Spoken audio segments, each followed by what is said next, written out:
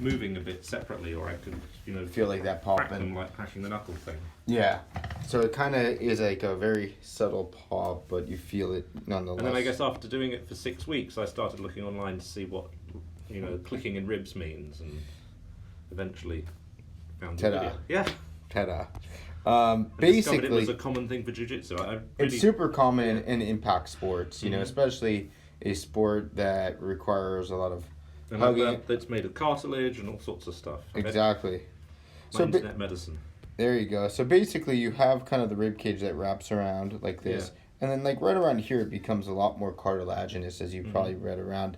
And typically, right at the sternum is where they attach, and sometimes they have those irritations, right? So think about it like it is a cage, but a living cage, right? And in this living cage, the ribs are supposed to have some ability to give and take, right? But I read it's a joint, so yeah, they're not exactly bones fixed together. Yeah, and a lot of people kind of I think you've done a lot better research than some other people, because some people will say things I'm like, no, that's not really true. Well, when you just had me on my belly, I'm not sure if I felt it perhaps at this, I don't know if that's a joint of some sort.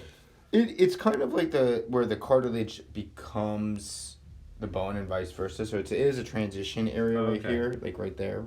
So in between, it's a hybrid. Yeah, it definitely is. And then in this case, what you tend to be tender is the first, second, or really the third, fourth, and fifth ribs are the most tender. I would probably say the third and fourth between for you.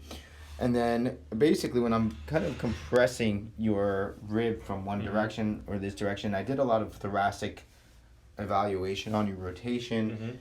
I'm really feeling for slippaging or slipping of this rib cartilage, whether it goes up or down or in or out. Typically, when you kind of rotate away or do direct compression is usually the thing that hurts it most.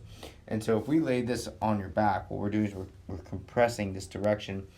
That sometimes that creates too much of that movement inside that joint. And for you, I think what's happening is that it's becoming a little bit more hypermobile. I wouldn't call it unstable. I wouldn't call it any other issue. But I do notice that when I push you from the backside, when you were face down, you were very tight up in this upper thoracic area, but also you correlated with that T3 and T4 mobility here. If you ask me personally, I do a lot of chiropractic adjustments on patients and stuff like that. But in my opinion, going face down for an adjustment is not going to benefit you. The reason that is going to happen is because if I hit you from back, I can do this face up, but if I go face down, what I'm doing is I'm adding the impulse from out here, and the transfer of energy goes right around to the front of the rib and will cause more irritation and compression.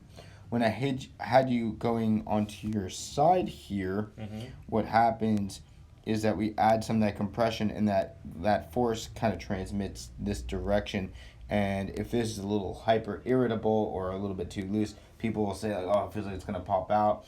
I don't think yours is unstable or anything like that. I think it's, like I said, hypermobile. And I think this is as a result of just you being a little beat up at jiu-jitsu from time to time. And it happens to everyone. I'm gonna go on the line and say it's practically everybody in jiu-jitsu at some point in time.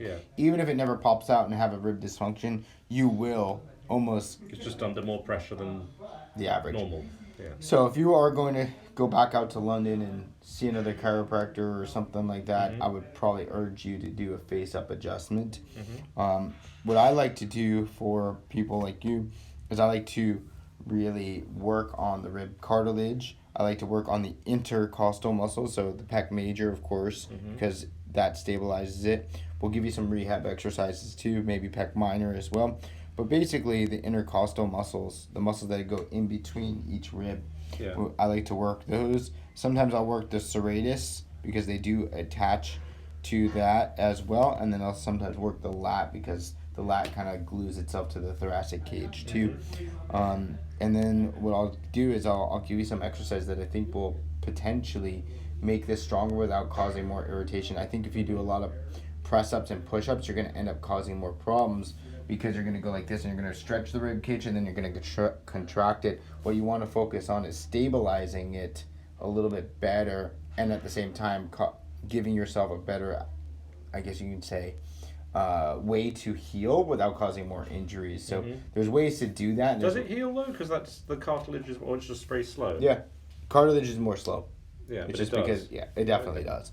And if you do the right stuff, and I mean, if you're playing, in my opinion, just if you want this to heal a little faster and you still want to go back to jiu-jitsu, I'm not saying no. I'm just saying like maybe you want to do top game. Maybe you don't want to play as much bottom. Maybe if you do play bottom, you're trying to play smarter and just I haven't reached the stage where I can make such decisions. I know. Well, one day. But for now, you can still Yes. make such decisions, right? Mhm. I checked your abdominal region and I checked the lower cartilage area. You were strong on all of these sides, so there's no issue that I see going on from essentially The there floating down, ones, yeah. where there's a lot more cartilage on these ribs there. So I really just don't think that is as much of an issue, which is normally very common because of the whole knee on belly and the amount of abdominal strength it takes in jiu-jitsu to force yourself up. One thing I did notice that that flexion on you're like, yeah, that kind of hurts, but when I had you do some flexion with the head, playing guard, that's what gives me the key indicator is like, hey, guard's gonna be kind of tough because you're gonna be framing off of somebody, you're gonna be hyper flexing this, and then your neck is gonna be up. That was that same thing that I did, and now you're like, oh yeah, I feel it there. So I really would say guard is probably going to be the hardest thing for you to get back, but I can't say I feel Yeah. the inability to do anything at the moment. It's just Good.